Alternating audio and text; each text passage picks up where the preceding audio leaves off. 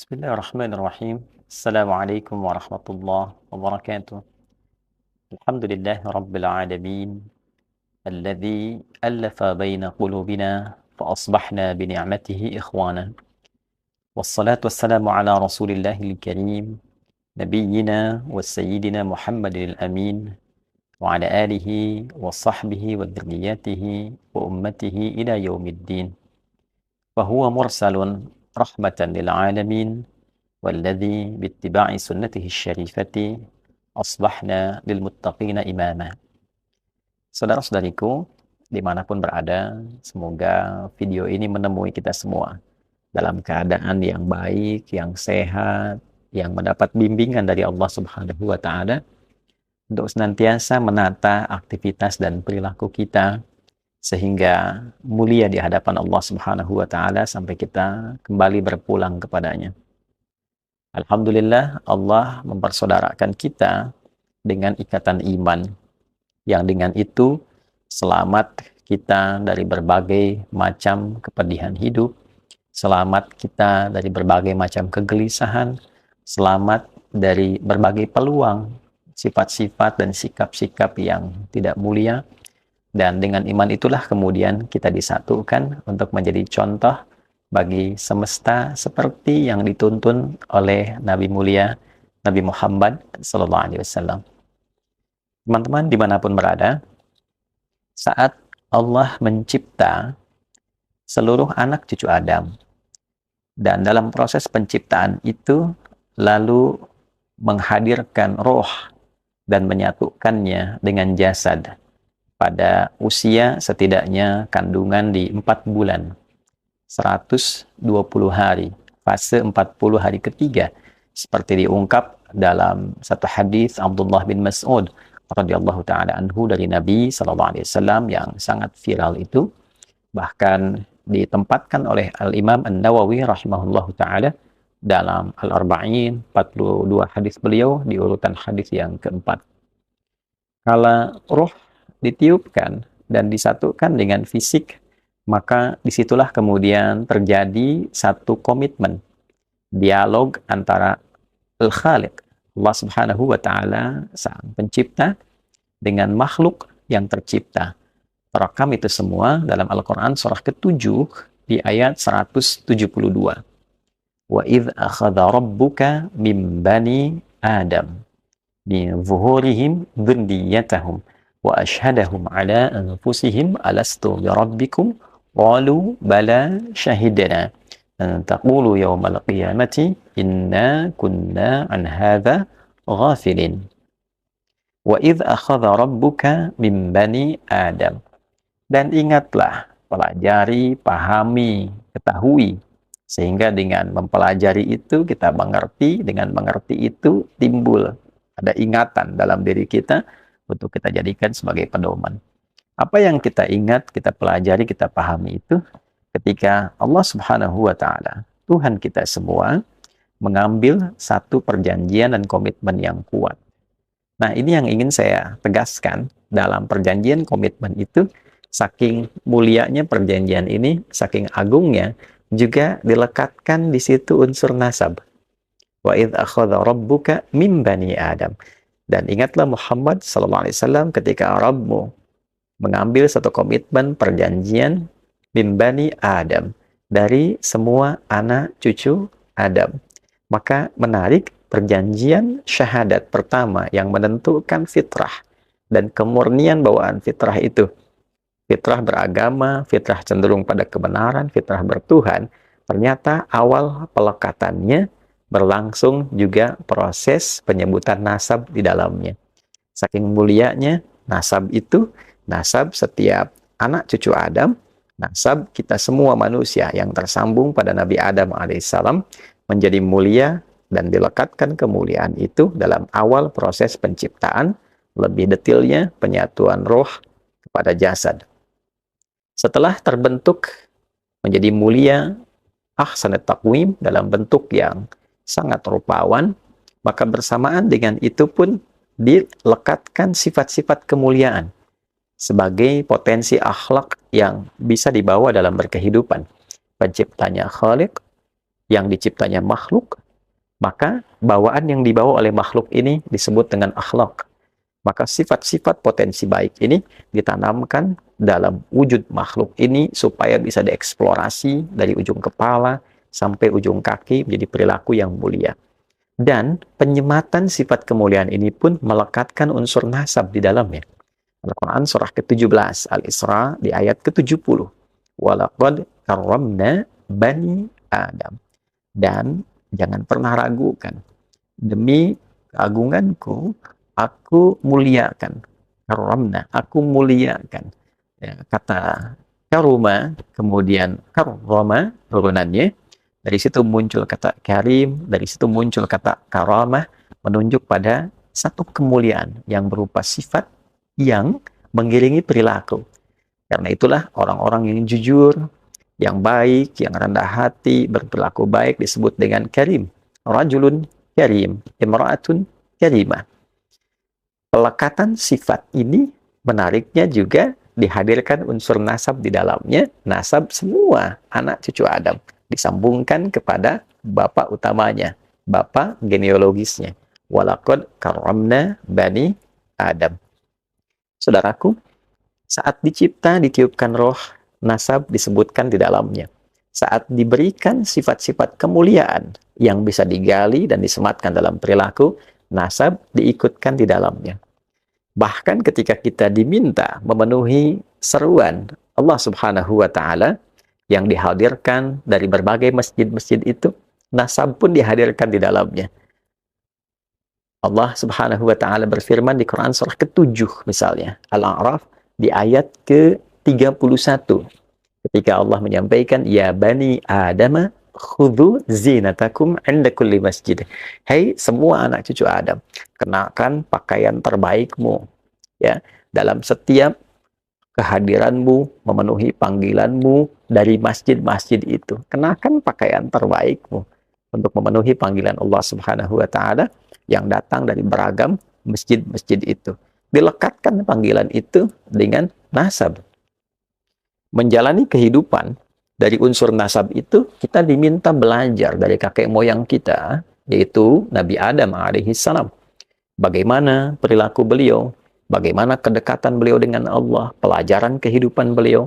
Maka di dalam surat Al-A'raf, dari turunan-turunan yang sangat menarik tentang kisah-kisah beliau, mulai diberikan pendidikan di surga sampai bertugas di muka bumi, lalu Allah mengatakan supaya kita belajar dari peristiwa itu untuk menjauhi tipu daya setan. Ya Bani Adam, la yaftinannakumus syaitanu kama akhraja abawaikum minal jannah. Hei semua anak cucu Adam. Lagi-lagi nasab disebutkan. Nasab kita semua anak manusia yang tersambung kepada kakek moyang kita, Adam alaihissalam. Hei seluruh anak cucu Adam, jangan sampai engkau termakan oleh tipu daya setan, terkena provokasi setan yang pernah mempedayai kakek moyangmu Adam alaihissalam sehingga mengeluarkan kakekmu itu dari kenikmatan. Diizinkan oleh Allah kejadian itu terjadi pada masa itu untuk memberikan pelajaran pada kita bagaimana kita bisa menghindari, bagaimana kita mendapatkan jalan keluar. Mudah bagi Adam alaihissalam, seorang nabi yang terpilih, dijaga oleh Allah untuk ditetapkan, jangan sampai tergoda.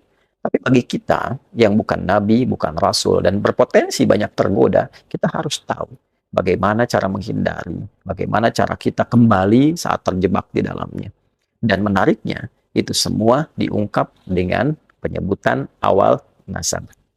7 kali disebutkan ini dalam Al-Quran. Ya Bani Adam. Bani Adam 7 kali disebutkan dalam Al-Quran. Mulai dari awal penciptaan penyatuan roh dengan fisik, mulai dari penyebutan sifat-sifat mulia yang melekat pada potensi diri kita untuk menjadi perilaku, lalu juga panggilan-panggilan keindahan untuk menyembah Allah, hingga kewaspadaan dan cara kita menjalani aktivitas dalam keseharian. 7 kali disebutkan genealogi nasab ini.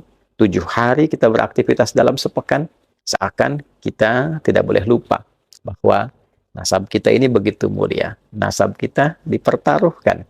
Nasab kita memberikan kemuliaan-kemuliaan tertentu di sisi Allah Subhanahu wa Ta'ala. Dan dengan nasab itu kita tercipta, Dengan nasab itu kita pulang, dan dengan nasab itulah kemudian kita mempertanggungjawabkan segala kegiatan-kegiatan aktivitas kehidupan kita di muka bumi ini. Itulah yang menjadikan segala penyebutan nasab di dalam Al-Quran pada umumnya seringkali menghadirkan contoh-contoh kemuliaan. Terlebih ketika nasab itu dilekatkan pada sosok-sosok tertentu yang mulia secara spesifik. Misal, yang perempuan ada Maryam, wa Maryam binata Imran. Dan belajarlah tentang Maryam, anak perempuannya Imran. Seorang perempuan mulia, nasabnya disebutkan langsung pada ayahnya Maryam, anak perempuannya Imran, karena menunjukkan satu kemuliaan yang sangat luar biasa, satu keteguhan, kedekatannya dengan Allah, bagaimana orang tua merawatnya, akhlaknya yang sangat mulia. Bukan hanya menunjuk kepada nasab keluarganya saja, dari keluarga Imran yang baik, yang mulia, tapi Maryam menunjukkan kemuliaan nasab ini dan menjaganya dengan sifat-sifat perilaku mulia, ketakwaan kepada Allah, sehingga menjadi contoh yang melewati setiap masanya. Bahkan ketika melahirkan putra tunggal beliau, dengan cara yang istimewa pula, dari sikap yang mulia, dari perilaku yang mulia, ibadah yang mulia, maka lahirlah anak yang mulia yang terpilih. Justru itu menjadi harapan kakek neneknya, Imran dengan Hannah. Berharap lahir anak laki-laki, kemudian yang lahir perempuan, ternyata cucunya laki-laki. Dan diberi nama Isa.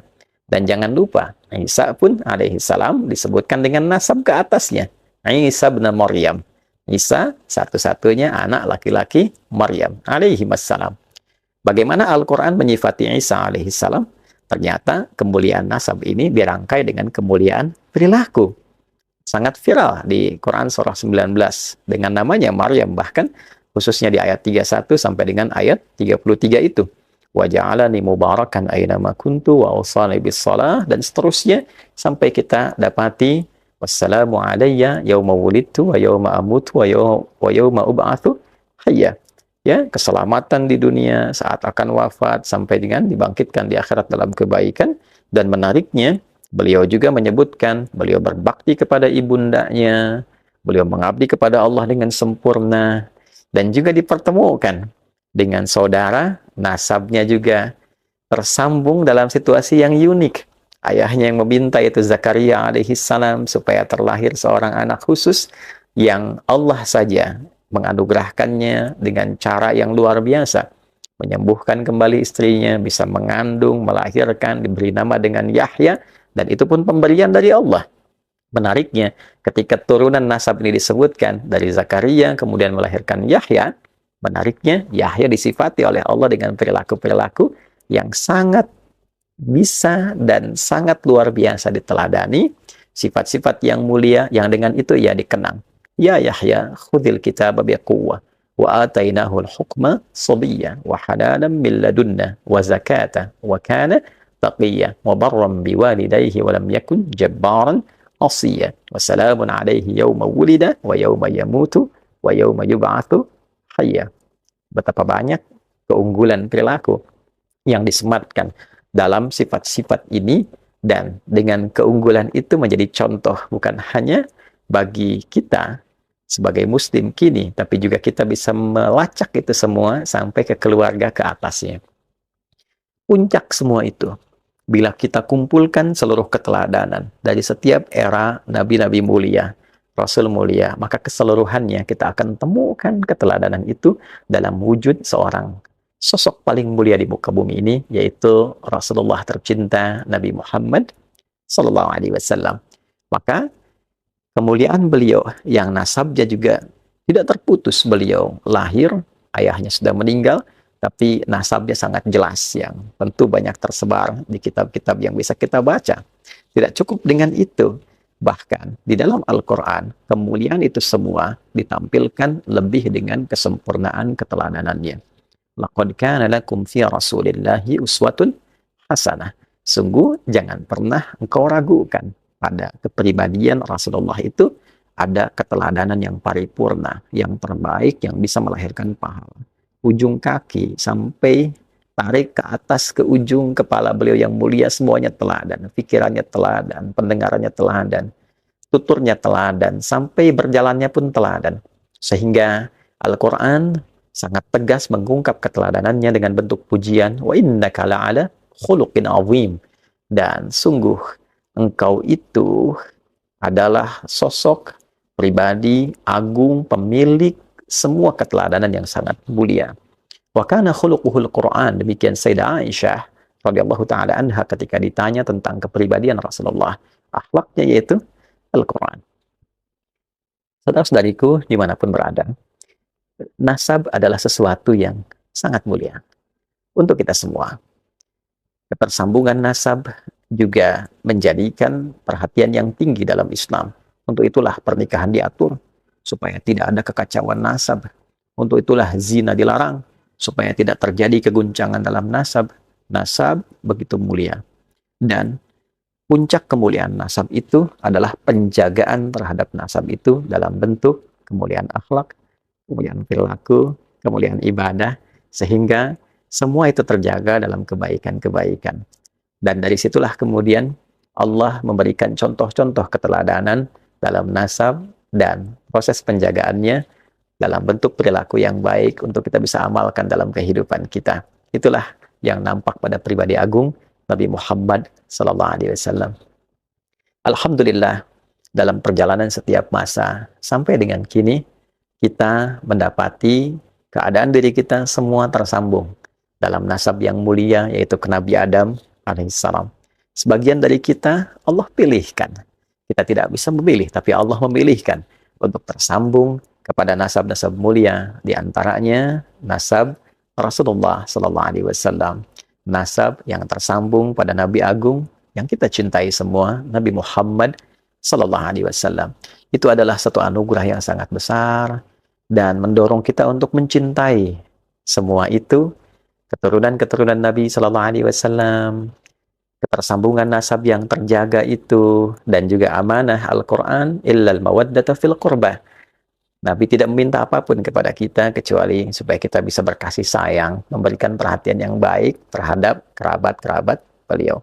Dan tentunya kepercayaan yang Allah anugerahkan dalam bentuk nasab ini adalah anugerah yang besar juga untuk menjaganya dalam bentuk keteladanan yang pernah Nabi contohkan, yang juga keteladanan yang patut kita tiru. Bagaimana kita ingin meniru Nabi Sallallahu Alaihi Wasallam? Tentu kita berharap dari berbagai macam keturunan yang tersambung itu bisa memberikan duplikat-duplikat yang mendekati, yang menjadi contoh bagi kita untuk mengamalkan dalam kehidupan.